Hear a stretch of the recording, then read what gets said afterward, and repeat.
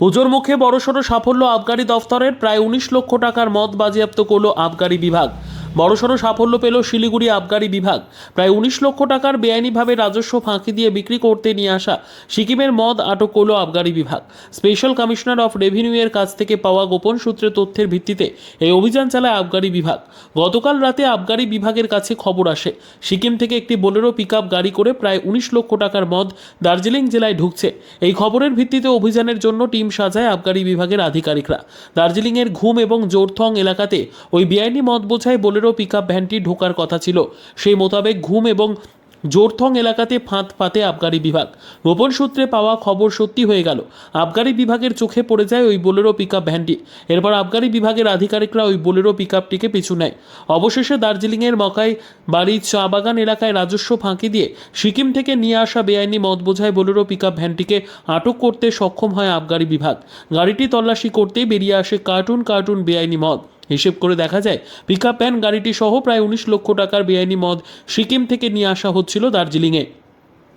এই ঘটনায় গাড়ির চালক সহ দুজনকে গ্রেপ্তার করেছে আবগারি বিভাগ। ধৃত দুজনের বাড়ি দার্জিলিং জেলার বিজনবাড়ি এলাকায়।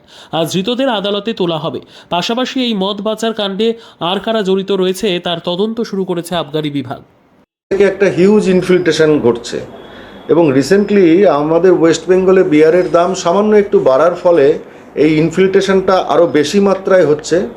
আমরা সজাগ আছি। জলপাইগুড়ি এক্সাইজ ডিভিশনের নেতৃত্বে আজকে এই কাজটা হয়েছে বটে, তবে আমাদের অন্য 5টি যে কনস্টিটিউটিং জেলা রয়েছে তারাও চেষ্টা করছে এই সিকিম মদ এবং বিয়ারের ইনফিল্ট্রেশনটাকে কমানোর জন্য।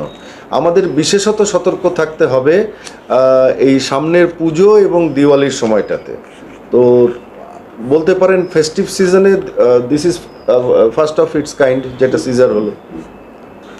স্যার, এই ফেস্টিভ সিজনে আপনারা কিরকম পরিকল্পনা নিচ্ছে? মানে এই ফেস্টিভ সিজনে আমাদের যে পরিকল্পনা রয়েছে সেটা হচ্ছে আমাদের নাকাগুলোকে আরও স্ট্রং করা হবে এবং তার সাথে সাথে প্রত্যেকটি অফিসারকে বলা হয়েছে যে তাদের ইনফরমেশন নেটওয়ার্কটাকে আর একটু ভাইব্রেন্ট করতে, যাতে করে আমরা এই ক্ল্যান্ডেস্টাইন ট্রান্সপোর্টটাকে রুখতে পারি। স্যার, একটা বিহারে যাওয়ার কি এখনো প্রবণতা রয়েছে মানে এ রাজ্য থেকে? আমরা বিহারগামী 2-1টি গাড়ি ধরেছিলাম রিসেন্ট পাস্টে, তবে সাম্প্রতিক অতীতে ধরা পড়েনি বলেই যে প্রবণতাটা নেই এই দাবি আমি করছি না। তবে বিহার বর্ডারগুলোতেও আমাদের নকশালবাড়ি এক্সাইজ স্টেশন তারা কাজ করছে এবং তাদের ডিউটি, নাকা ডিউটি ইত্যাদি চলছে। Bureau report, PB news.